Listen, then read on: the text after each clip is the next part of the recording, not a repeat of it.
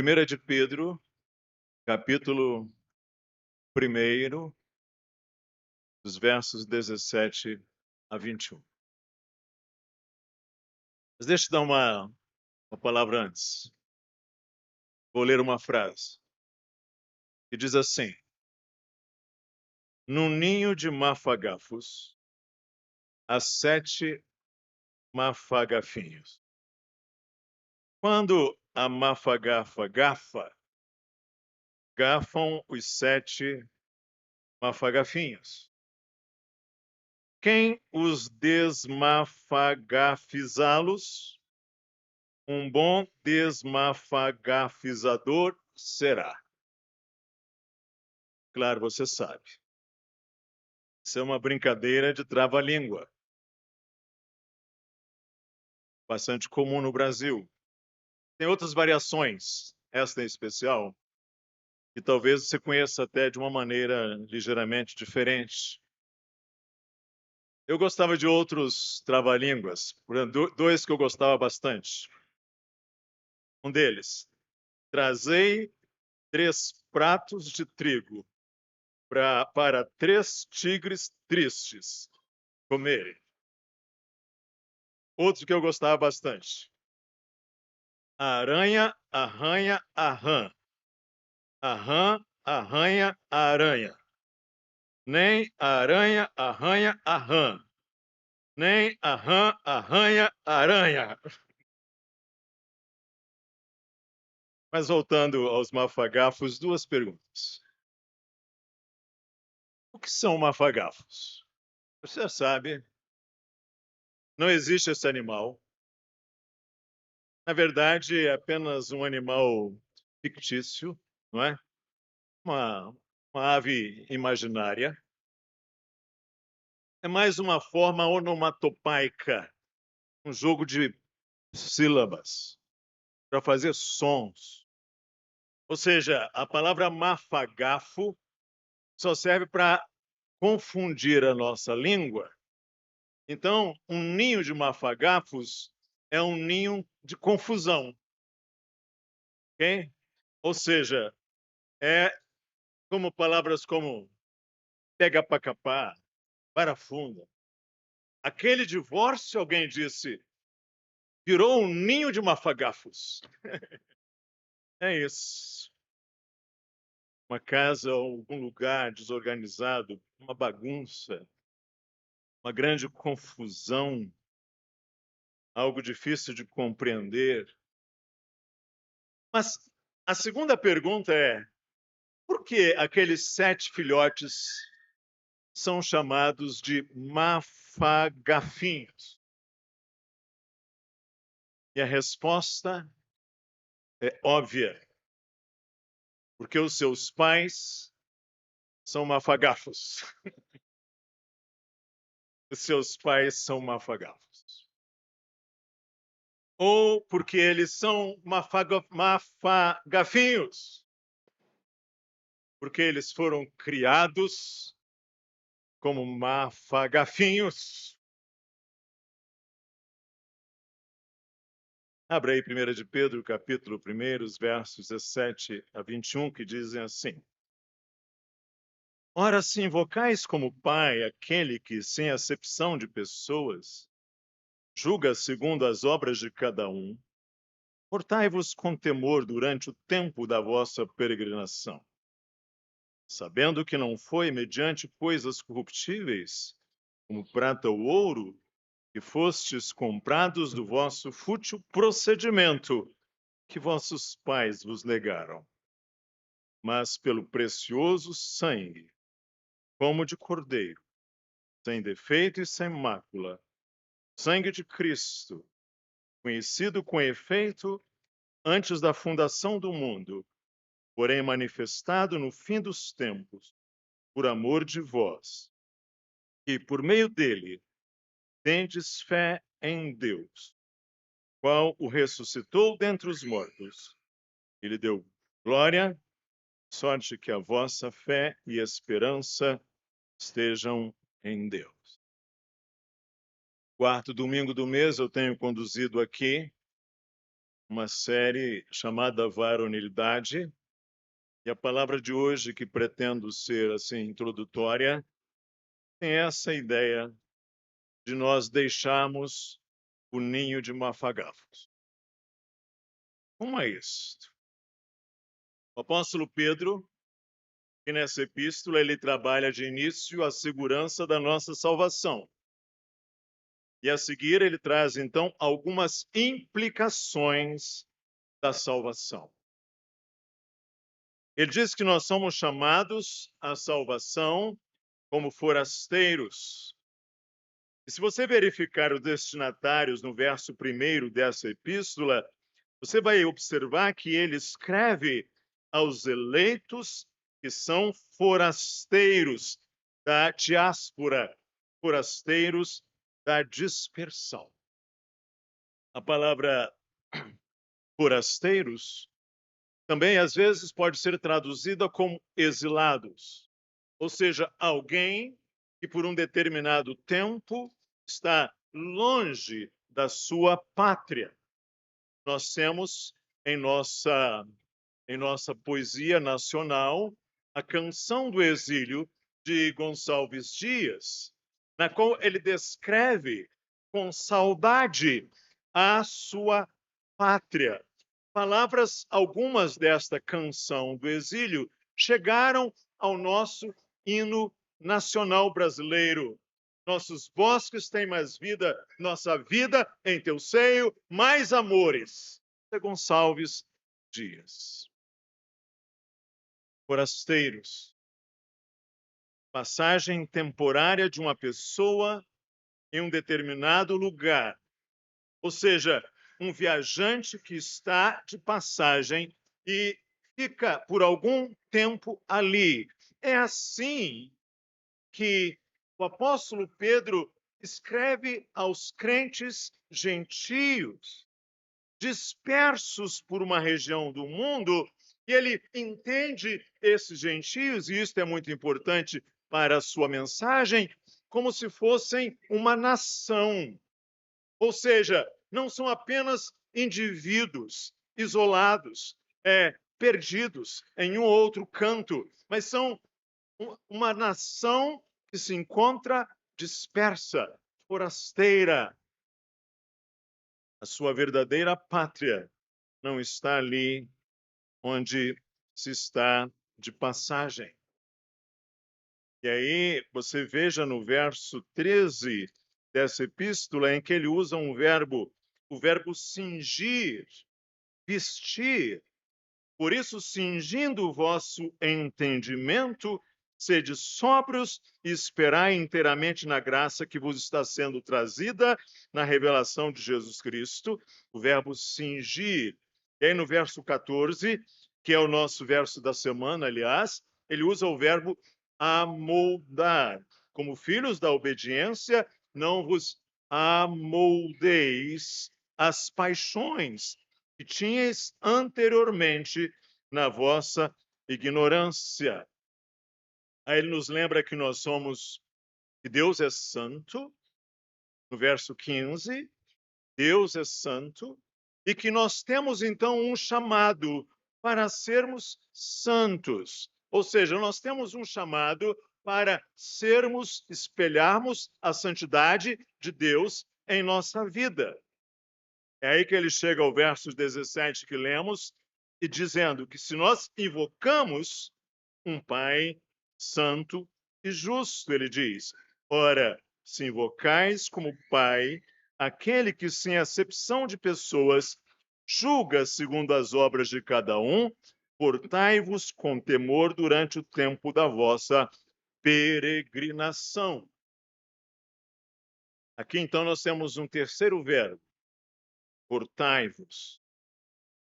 Ele vai dizer que vocês são peregrinos, vocês são forasteiros, então portai-vos como filhos do vosso Pai Celeste, que julgará a cada um segundo as suas obras durante esse tempo de peregrinação.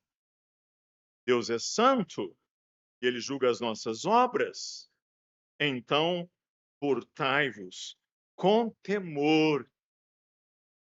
A santidade de Deus deve nos incutir temor durante o tempo da nossa peregrinação. E ele chega aos versos 18 e 19, lembrando-nos que o custo do resgate para nós termos acesso, para nós termos comunhão com o Pai. Ele diz nos versos 18 e 19, sabendo que não foi com coisas, mediante coisas corruptíveis, como prata ou ouro, que fostes resgatados do vosso fútil procedimento que vossos pais vos legaram, mas pelo precioso sangue de Cristo, do Cordeiro, precioso sangue como de Cordeiro, sem defeito e sem mácula, o sangue de Cristo. Nós invocamos a Deus como nosso Pai. Para isto foi pago um custo, um preço do nosso resgate, para que nós tivéssemos comunhão com o Pai. E aí ele vai lembrar o Cordeiro. O sistema sacrificial do culto do Antigo Testamento exigia que um cordeiro fosse sacrificado para que nós pudéssemos ter acesso à presença de Deus. Aquele cordeiro tinha que ser sem defeito e sem mácula, ou seja, isento de qualquer defeito. E aí ele vai dizer então que nós fomos resgatados. Palavra que significa libertos da escravidão do pecado, mediante o pagamento de um preço que foi o sangue de Jesus Cristo, o sangue precioso de Jesus Cristo. Ele dirá que quem efetuou esse nosso resgate, como lidou com ele, com esse resgate, ele dirá nos versos 20 e 21, Cristo, conhecido com efeito antes da fundação do mundo, porém manifestado no fim dos tempos por amor de vós, que, por meio dele, tendes fé em Deus, o qual ressuscitou dentre os mortos e lhe deu glória, de sorte que a vossa fé e esperança estejam em Deus. Ele fala-nos do sangue de Cristo, e agora ele traz-nos o foco para Jesus Cristo. Ele dirá que foi conhecido com efeito antes da fundação do mundo, manifestado nestes últimos tempos por amor de vós, ele dirá que por meio dele tendes fé em Deus. Então observe aqui o que o Pai fez com Cristo. Após Jesus Cristo verter o seu sangue precioso, o Pai fez o seguinte, verso 21, o ressuscitou dentre os mortos e lhe deu glória, para que, sorte que a vossa fé e esperança estejam em Deus. Ou seja, de sorte que a nossa confiança e a nossa esperança estejam unicamente em Deus. Mas há um aspecto a ser salientado aqui. É a forma como o apóstolo Pedro descreve o de que nós fomos resgatados. Veja no verso 18, a parte final do verso 18. Fostes resgatados do vosso fútil procedimento que os vossos pais vos legaram. Como nós sabemos, a natureza pecaminosa é transmitida de pais para filhos. Davi disse: eis que em iniquidade eu fui concebido. Em pecado me concebeu minha mãe. Você vai perceber que você não precisa ensinar ao seu filho o erro, o errado. Você vai precisar ensinar ao seu filho o valor, a virtude, o temor, o bem. E às vezes nós dissemos assim, fulano se parece com o pai. Ou podemos dizer assim, Antônio se parece com a mãe. O Tito se parece com o pai. Mas todos nós sabemos que, no final das contas, isso é apenas uma questão de genes recessivos e genes dominantes. Porque todo ser humano tem 50% da genética de seu pai e 50% da genética de sua mãe. Todo mundo. Você que está aqui, eu que estou aqui, tenho no meu DNA 50%, quase 50% do meu pai, quase 50% do legado genético de minha mãe. E isto não tem exceção. Ninguém escolhe os pais. E deve ser dito que também os pais ainda não escolhem inteiramente os filhos, embora o poder de intervenção dos pais na escolha dos futuros filhos está aumentando. Hoje existem estudos de herdabilidade. São estudos para identificar o nosso acervo genético. E o padrão ouro desses estudos de herdabilidade são os estudos com gêmeos idênticos. Ou seja, gêmeos que têm, por assim dizer, que são clones genéticos. Ou seja, pessoas, seres humanos que têm a mesmíssima carga genética. E o padrão ouro nesses estudos são aqueles gêmeos que foram criados em ambientes separados, ou seja, que foram separados no nascimento e criados em contextos diferentes. Sabe o que esses estudos mostram? E eles são cada vez mais numerosos e crescentes. Primeiro, é a importância da história e do ambiente. Ou seja, a história de um indivíduo e o ambiente do indivíduo são importantes. A família, a igreja, a educação, a presença dos pais e das mães. Ou seja, o trajeto cultural do indivíduo, o seu trajeto histórico-cultural é muito importante. Mas há uma segunda constatação nesses estudos. É que o acervo genético também é muitíssimo importante. Inclusive com doenças idênticas, tendências a determinadas dependências idênticas, reações idênticas. Nós não podemos nos iludir.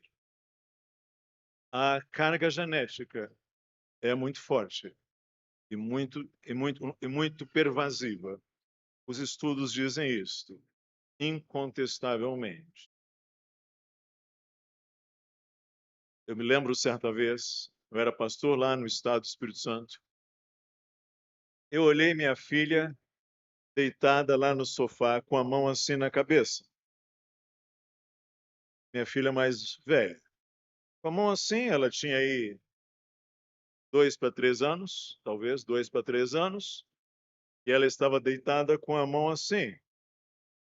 E eu falei para minha esposa Nadir, que ali está. Olha, Nadir, a Esther, ela dorme igual vovô.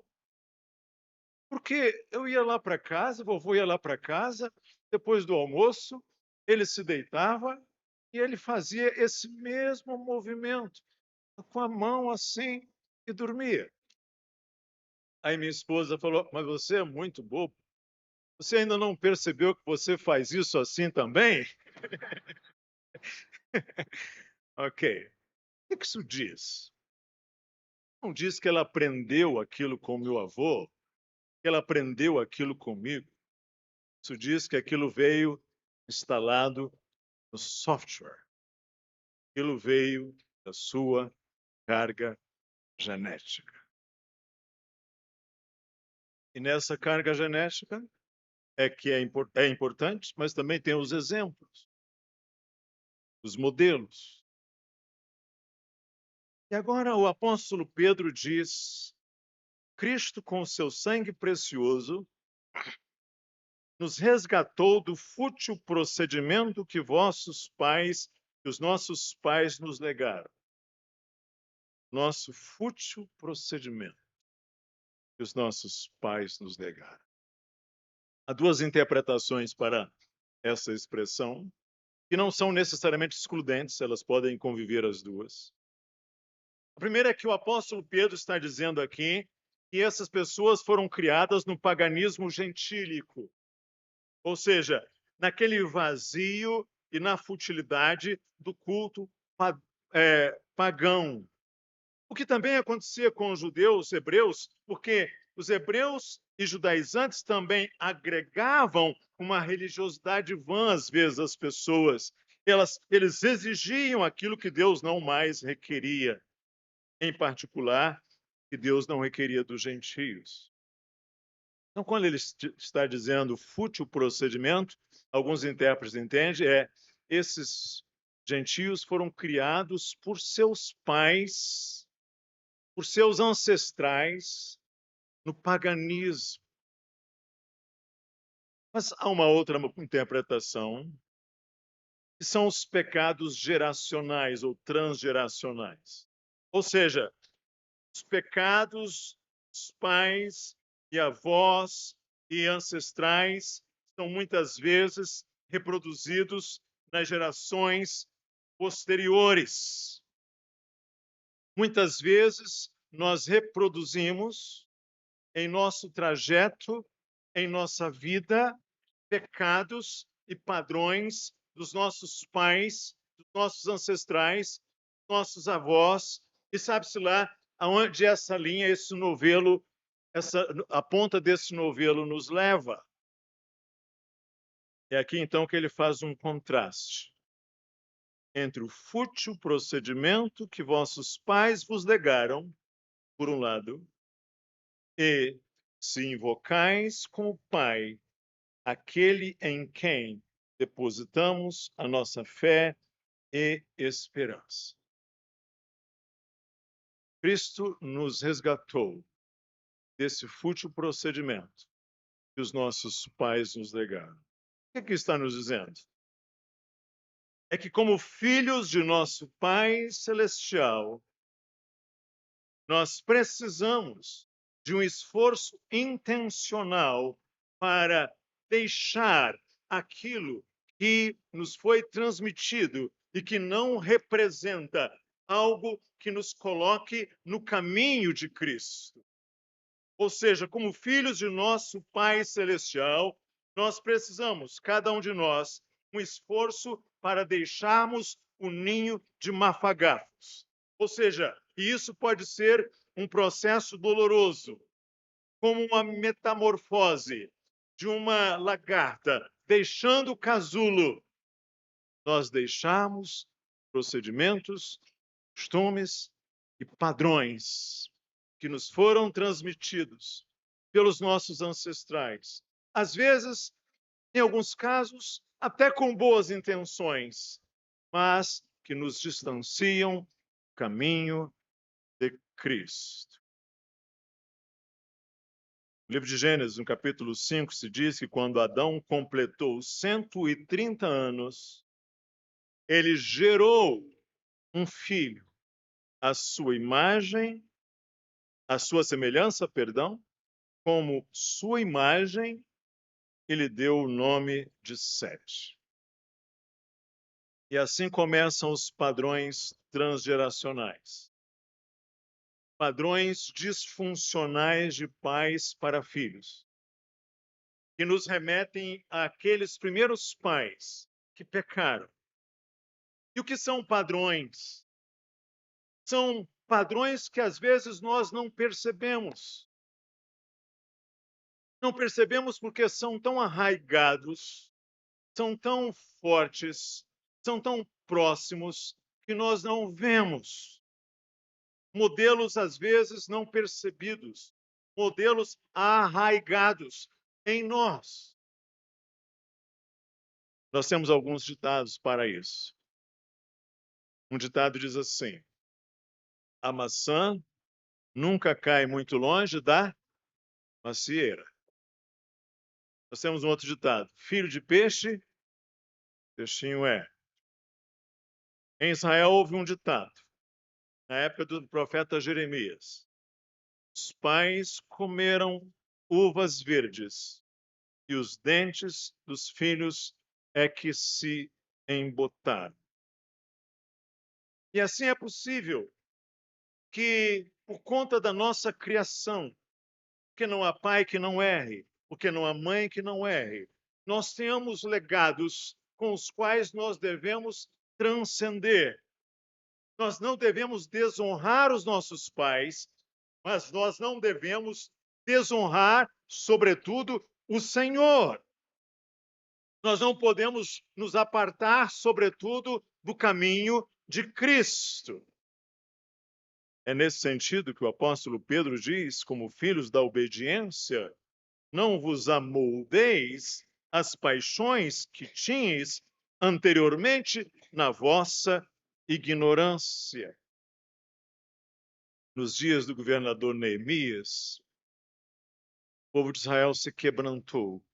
Houve um quebrantamento. Com jejum e pano de saco, e eles traziam terra sobre si.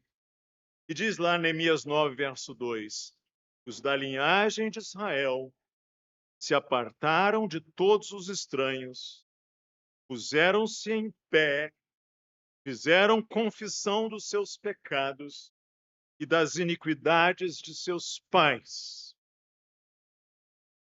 Fizeram confissão de seus pecados e da iniquidade dos seus pais. Ou seja, de alguma maneira, o arrependimento e quebrantamento deles os levou a perceberem, fazerem confissão dos seus pecados e a reconhecerem um legado ruim que seus pais lhes transmitiram.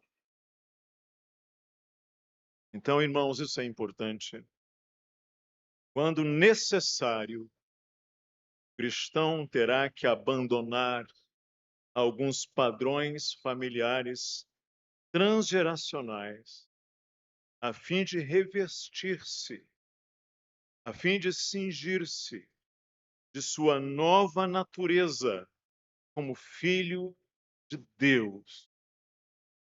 Por vezes, diria que, em alguns casos, podem ser padrões religiosos. Seguir a Cristo pode ter um custo elevado. Geralmente tem. O próprio Jesus identificou isto, que às vezes significa que nós vamos precisar optar por Cristo e deixar pai e mãe, ele diz assim. Vejam o que Jesus diz, Evangelho de Marcos. Pois vim causar divisão entre o homem e seu pai, entre a filha e sua mãe, e entre a nora e sua sogra. Assim os inimigos do homem serão os da sua própria casa. Quem ama seu pai ou a sua mãe mais do que a mim, não é digno de mim. E quem não toma a sua cruz, ou ainda mais Jesus diz, quem ama seu filho ou sua filha mais do que a mim, não é digno de mim. E quem não toma a sua cruz e vem após mim, não é digno de mim. Quem acha a sua vida, perdê-la. Quem, porém, perde a vida por minha causa, achá-la. O que Jesus está dizendo aqui é que pode chegar um momento difícil em que você, homem, você, mulher, você, filho, você, filha, você, pai, você, mãe, você precisará fazer uma escolha entre legados e realidades familiares e seguir a Cristo. E que você vai precisar optar pela verdade e não pelo fútil procedimento dos nossos ancestrais, que todos nós temos. O apóstolo diz aos Gálatas Graça a vós outros e paz da parte de Deus nosso Pai e do nosso Senhor Jesus Cristo, o qual se entregou a si mesmo pelos nossos pecados, para nos desarraigar deste mundo perverso, segundo a vontade de Deus e Pai, a quem seja a glória pelos séculos dos séculos. Amém. Senhor Jesus Cristo, qual se entregou a si mesmo pelos nossos pecados, para nos desarraigar deste mundo perverso, segundo a vontade de Deus, nosso Pai. O que isso está dizendo para nós, irmão? Isso está dizendo que o grande desafio nosso é cada vez mais deixar a semelhança com os nossos ancestrais em seus pecados e nos tornarmos cada vez mais parecidos com o nosso Pai Celestial, reproduzindo o nosso irmão mais velho, que é o Senhor Jesus Cristo. E o nosso grande desafio não é ficar dizendo igual Gabriela, eu nasci assim, fui sempre assim, vou morrer assim. Não.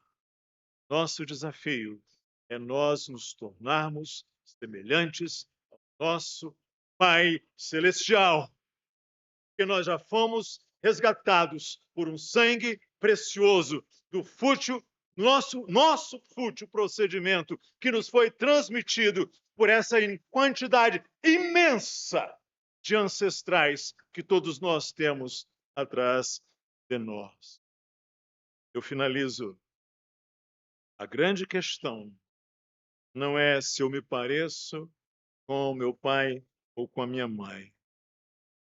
A grande questão não é se o ensino ou o padrão de meu pai e de minha mãe são muito antigos. A grande questão não é se eu fui criado e me acostumei naquele tipo de ensino que me foi transmitido por meu pai e minha mãe. A grande questão é se esse legado que eu recebi dos meus ancestrais, se ele me coloca no caminho de Cristo. É no caminho de Cristo que você deve seguir. É possível que isso tenha um custo? Sim, mas abrace. Tal como Jesus Cristo, eu preciso agradar o meu Pai. Tal como Jesus Cristo, eu e você precisamos agradar o nosso Pai. E é desta maneira que nós melhor amaremos e honraremos os pais que nós recebemos segundo a carne. É desta maneira, exaltando a verdade, apegando-nos à verdade, imitando o nosso Senhor Jesus Cristo, que nós honramos da melhor maneira possível nosso Pai e a nossa Mãe. Nós honramos aqueles que nos criaram, aqueles que nos educaram. Que o Senhor nos abençoe. Senhor Deus, ajuda-nos. Ajuda-nos a nos vestirmos desta nova natureza do nosso Pai Celestial. Amém.